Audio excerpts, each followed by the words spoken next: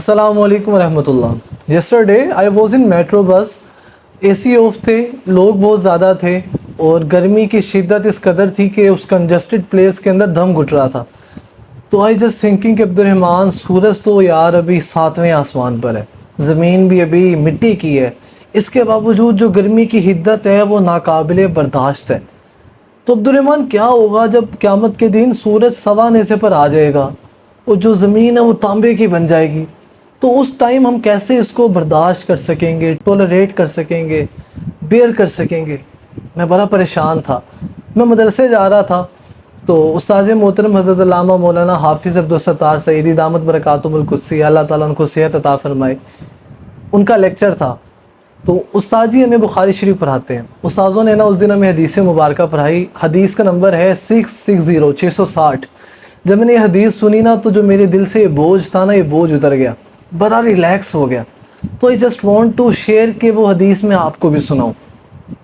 حضور جان ایماں صلی اللہ تعالیٰ علیہ وآلہ وسلم نے فرمایا کہ جس دن سورج سوا نیزے پر ہوگا, جو زمین ہے وہ تانبے کی ہوگی اور کوئی سایہ موجود نہ ہوگا, اس دن فقط ایک سایہ, اور وہ سایہ اللہ کے عرش کا سایہ ہوگا جو اللہ تعالیٰ اس وقت موجود رکھے گا. کویسچن از ڈیٹ, وہ سایہ کن لوگوں کو نصیب ہوگا؟ جان ایماں صلی اللہ علیہ وآلہ وسلم نے اپنی پیاری امت پر احسان فرماتے ہوئے اس بات کا جواب دیا کہ 7 ٹائپس آف پرسن, 7 قسم کے لوگ ایسے ہوں گے جنہیں اللہ تعالیٰ یہ سایہ نصیب فرمائے گا. فرسٹلی وہ پرسن جس کو اللہ تعالیٰ نے حکومت عطا فرمائی اور اختیار کے ملنے کے بعد اس بندے نے انتہائی عز و انکساری کے ساتھ عدالت کے تمام معاملات کو عدل و انصاف کے ساتھ پورا کیا. فرمایا جو شخص ایسا کرے گا اللہ تعالیٰ اس کو قیامت کے دن اپنے عرش کا سایہ نصیب فرمائے گا جب کوئی سایہ نہ ہوگا.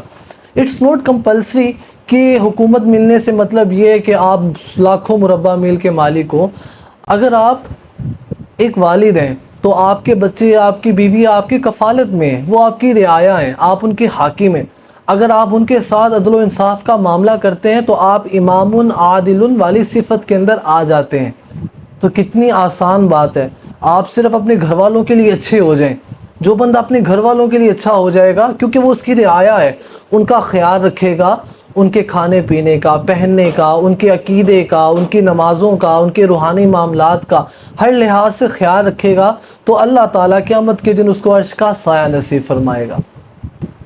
دوسرے نمبر پر وہ نوجوان جس کو جوانی میں وہ جو چاہے کر سکتا ہے, لیکن فرمایا اگر وہ جوانی اپنی اللہ کی عبادت میں گزار دیتا ہے, نیک کاموں میں گزار دیتا ہے, ایسی چیزوں میں گزار دیتا ہے جس سے اللہ بھی راضی, اس کا رسول بھی راضی, ان کے ماں باپ بھی راضی, تو فرمایا ایسا بندہ اللہ تعالیٰ اس کو قیامت کے دن اپنے عرش کا سایہ نصیب فرمائے گا. لوگ پسینے میں گوتے کھا رہے ہوں گے اور یہ نوجوان اللہ کے عرش کے سائے کے نیچے ٹھنڈی ہوا میں بیٹھا ہوگا. ریزن کیا ہے؟ یہ اپنے اس وقت کے اندر, اپنے پریشیس ٹائم کے اندر جو چاہے کر سکتا تھا, جہاں چاہے جا سکتا تھا, جس سے چاہے مل سکتا تھا, لیکن اس نے اگر ملاقات کی تو اللہ تعالیٰ سے کی. اگر کسی کو دل میں رکھا تو اللہ کو دل میں رکھا, اگر کسی سے محبت کی تو اللہ کے محبوب سے محبت کی. تو فرمایا جس بندے میں یہ کوالٹی آ گئی وہ بندہ قیامت کے دن کامیاب ہو جائے گا. تیسرے نمبر پر وہ شخص ہے, فرمایا جو بندہ ظہر کی نماز پڑھ کے آیا تو اس کے دل میں خیال ہے یار عصر کی نماز پڑھنے جانا ہے, عصر کی نماز پڑھ کے آئے تو دل میں خیال ہے مغرب کی نماز پڑھنے جانا ہے, مغرب کی نماز پڑھ کے آئے تو دل میں خیال ہے یا عشاء کی نماز پڑھنے جانا ہے. مینس سے اس کا دل اللہ کے گھر کے ساتھ ملا ہوا ہے, جڑا ہوا ہے. ابھی وہ آتا ہے تو خیال آتا ہے یار واپس اللہ سے ملاقات کے لیے جانا ہے, اللہ کو سجدہ کرنا ہے, اللہ کی تسبیح بیان کرنی ہے, حضور پر درود بھیجنا ہے. تو فرمایا جس بندے کے ایسے جذبات ہوں گے قیامت کے دن اللہ تعالیٰ اسے اپنے عرش کا سایہ نصیب فرمائے گا. فرمایا چوتھے نمبر پر وہ شخص ہیں کہ جب وہ آپس میں ملتے ہیں تو اللہ کی رضا کے لیے ملتے ہیں.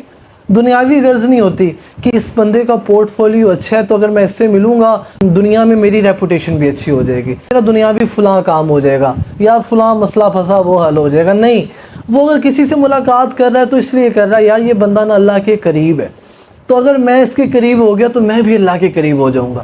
کہتے ہیں اللہ اللہ کیے جانے سے تو اللہ نہیں ملتا, اللہ والے ہیں جو اللہ سے ملا دیتے ہیں. تو فرمایا کہ جب 2 بندے اللہ کی رضا کے لیے ایک دوسرے سے محبت کرتے ہیں تو اللہ تعالیٰ کو وہ دو بندے اتنے اچھے لگتے ہیں کہ قیامت کے دن جب کوئی سایہ نہ ہوگا تو اللہ تعالیٰ ان دو بندوں کو اپنے عرش کا سایہ نصیب فرمائے گا، عرش کی ٹھنڈی ہوا نصیب فرمائے گا۔ 5ویں نمبر پر جانے ایمان صلی اللہ تعالیٰ علیہ وآلہ وسلم نے فرمایا کہ اگر کسی شخص کو کوئی ایسی عورت جو کہ بڑی خوبصورت ہے، بڑی مالدار ہے، ایک رچ پرسنالٹی ہے، وہ عورت خود کسی شخص کو کہتی ہے کہ کم ود می، میں تمہارے ساتھ وقت سپینڈ کرنا چاہتی ہوں، اور اس کے خیالات تمہارے لیے غلط ہوتے ہیں، وہ تمہارے ساتھ غلط کام کرنا چاہتی ہے، اور وہ بندہ آگے سے فقط اتنا کہہ دے انی اخاف اللہ، کہ نہیں اللہ سے ڈرتا ہوں، میں ایسا کام نہیں کر سکتا، تو فرمایا کہ اس کا اتنا کہنا انی اخاف اللہ اس کو اللہ تعالیٰ کے نظروں میں اتنا اونچا لے جاتا ہے کہ اللہ راضی ہو جاتا ہے، اور جب اللہ اسے راضی ہو جاتا ہے تو قیامت کے دن اللہ اسے اپنے عرش کا سایہ نصیب فرمائے گا۔ سبحان اللہ۔ تو لوگ اس بات کی خواہش کرتے ہیں کہ کاش مجھے وہ مل جائے، کاش مجھے وہ مل جائے۔ آج سے ہم اس بات کی خواہش کریں گے کہ یار ایسا کوئی بھی موقع آ گیا تو یہ جو میرا ورد ہوگا انی اخاف اللہ، انشاءاللہ اس بات کو میں پورا کروں گا، اور پورا کرنے سے میں اللہ تعالیٰ کی بارگاہ میں بلند و بالا ہو جاؤں گا۔ 6 نمبر پر حضور جان ایمان صلی اللہ علیہ وآلہ وسلم نے فرمایا کہ جو بندہ جب صدقہ کرتا ہے تو صدقہ اتنی خاموشی سے کرتا ہے کہ اگر دائیں ہاتھ سے صدقہ کیا ہے تو بائیں ہاتھ کو صدقے کا پتہ نہیں چلے۔ یہ نہیں کہ اگر میں کسی کو آٹے کا تورا دے رہا ہوں تو ساتھ میں تصویر بنا رہا ہوں، تصویر بنانے سے بھائی میری تو واہ واہ ہو جائے گی لیکن اس بیچارے غریب کی عزت کہاں جائے گی۔ میرا اس شہر عداوت میں بسیرا ہے فراز، جہاں لوگ سجدوں میں بھی دوسروں کا برا سوچتے ہیں۔ تو فرمایا جو بندہ صدقہ اتنی پوشیدہ انداز میں کرے گا اللہ تعالیٰ قیامت کے دن اس کو اپنے عرش کا سایہ نصیب فرمائے گا۔ 7ویں نمبر پر فرمایا کہ وہ شخص جو خلوت میں ہے، تنہائی میں ہے، اس کو کوئی نہیں دیکھ رہا، دروازہ بھی بند ہے، ہاتھ میں اس کے موبائل بھی ہے، لائٹ سب کچھ اس کے مرضی کے مطابق ہے، اور ایسی خلوت نشینی کے اندر وہ بندہ اللہ کو یاد کرتا ہے اور اللہ کا ذکر کرتا ہے، اللہ کے محبوب کو یاد کرتا ہے، اس کا ذکر کرتا ہے، اور اس کا ذکر کرتے کرتے اس کی آنکھوں میں آنسو آ جاتے ہیں۔ فرمایا اللہ کو اس کے آنکھ کے آنسو کا قطرہ اس قدر پسند ہے، جب اللہ اس کے آنکھ کے آنسو کا قطرہ دیکھتا ہے نا اللہ خوش ہو جاتا ہے، اور اللہ اس قدر خوش ہوتا ہے کہ قیامت کے دن اللہ تعالیٰ اس بندے کو اپنے عرش کا سایہ نصیب کر دیتا ہے۔ سبحان اللہ۔ اس حدیث مبارکہ کو سننے کے بعد کرنا کیا ہے؟ ہم نے کرنا یہ ہے کہ جو 7 کریکٹرسٹکس ہیں، 7 عادتیں ہیں، میں آپ کو دوبارہ گنوا دیتا ہوں۔ امام عادل، جوان کی جوانی اللہ تعالیٰ کی راہ میں گزر جائے، دل مسجد میں لگا رہے، 2 شخص جب ملیں اللہ کی رضا کے لیے ملیں، اگر کوئی عورت گناہ کا حکم دے تو اس کو کہہ دے انی اخاف اللہ، اگر صدقہ کرے تو اتنی خاموشی سے کرے کہ ایک ہاتھ کو بھی پتہ نہ چلے، اور اگر تنہائی میں ہو تو اللہ تعالیٰ کی یاد میں، اس کے حبیب کی یاد میں آنسو بہائے۔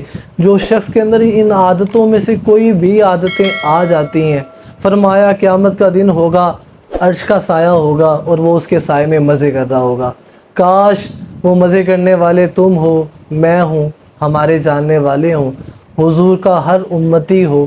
آمین آمین ثم آمین۔ Thanks for watching. السلام علیکم ورحمۃ اللہ۔